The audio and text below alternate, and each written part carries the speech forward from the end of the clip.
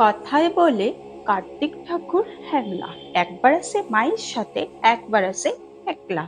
কার্তিক ঠাকুরকে অনেকে চিরকুমারও বলে থাকে। আর কার্তিক মাসের শেষ দিনে কিন্তু কার্তিক পুজো হয়ে থাকে। কেনই বা কার্তিক মাসের শেষ দিনে কার্তিক পুজো হয়, আর কার্তিক ঠাকুরকে কেন চিরকুমার বলা হয়, আজ সবই আমি আপনাদের কাছে তুলে ধরবো এই ভিডিওর মাধ্যমে। তো আদ্যাসাথী চ্যানেলে আমি আপনাদেরকে আবারও স্বাগত জানাচ্ছি সনাতন ধর্মের কিছু ধার্মিক কথা নিয়ে। তো আমার ভিডিও শেষ অবধি আপনাদের থাকার অনুরোধ রইল। আর যারা এখনো আমার ভিডিওটি সাবস্ক্রাইব করেননি, আমার চ্যানেলকে সাবস্ক্রাইব করেননি,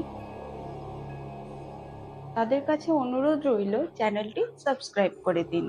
আমরা সকলেই জানি কার্তিক ঠাকুর হচ্ছেন দেবাদিদেব মহাদেব ও মা পার্বতীর জ্যেষ্ঠ পুত্র।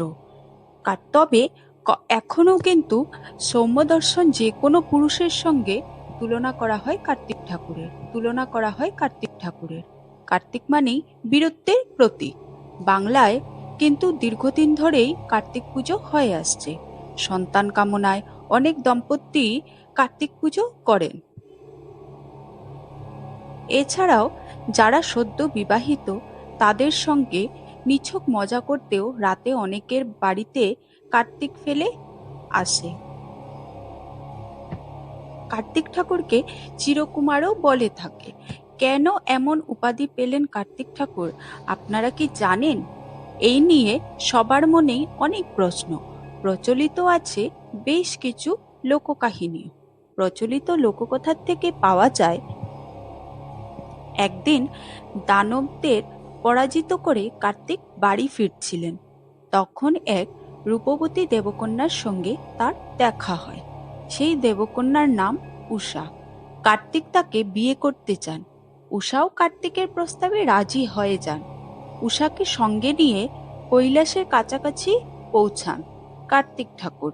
কিন্তু আচমকাই তার মনে হয় বাড়িতে বউ নিয়ে যাওয়ার আগে মায়ের সঙ্গে কথা বলা উচিত।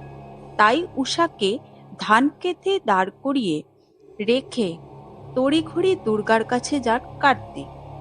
কথা বলে মায়ের থেকে অনুমতিও নেন। সেই অনুমতি মা কতটা মন থেকে দিলেন এই নিয়ে খানিক ধন্দে ছিলেন কার্তিক ঠাকুর। মনে উথাল পাথাল হলেও তড়িঘড়ি বর্ষে ধান ক্ষেতের দিকে রওনা দেন তিনি। কিন্তু আচমকাই মনে পড়ে মাকে প্রণাম করা হয়নি। আবারও বাড়ি ফিরে যান কার্তিক ঠাকুর। গোটা বাড়িতে মাকে খুঁজে না পেয়ে অবাক হয়ে যান। খোঁজাখুঁজি করতে করতে রান্নাঘরে পৌঁছান কার্তিক। এরপরে দৃশ্য দেখে অবাক হয়ে যান। দেখেন দুর্গা সদ্য নিহত একটি মহিষ খাচ্ছেন। কেন এমন তাড়াহুড়ো করে মহিষ খাচ্ছেন মা? প্রশ্ন করেন কার্তিক।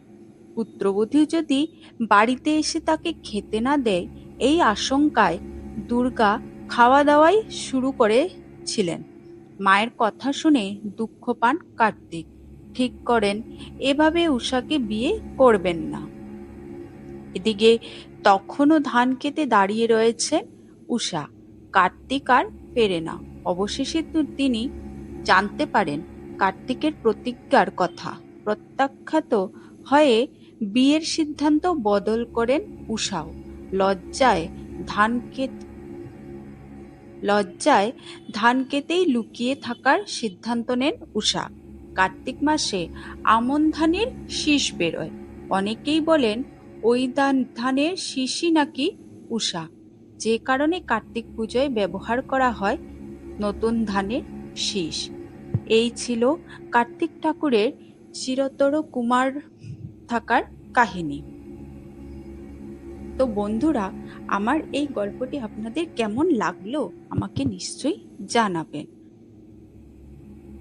এখন আমরা জেনে নেব কার্তিক মাসের শেষ দিনই কেন কার্তিক পুজো করা হয়।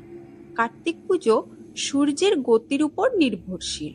সূর্য যখন রাশি পরিবর্তন করেন, তুলার থেকে বৃশ্চিক রাশিতে যায়, সেই দিন অর্থাৎ কার্তিক মাসের শেষ দিন কার্তিক পুজো করার রীতি হয়।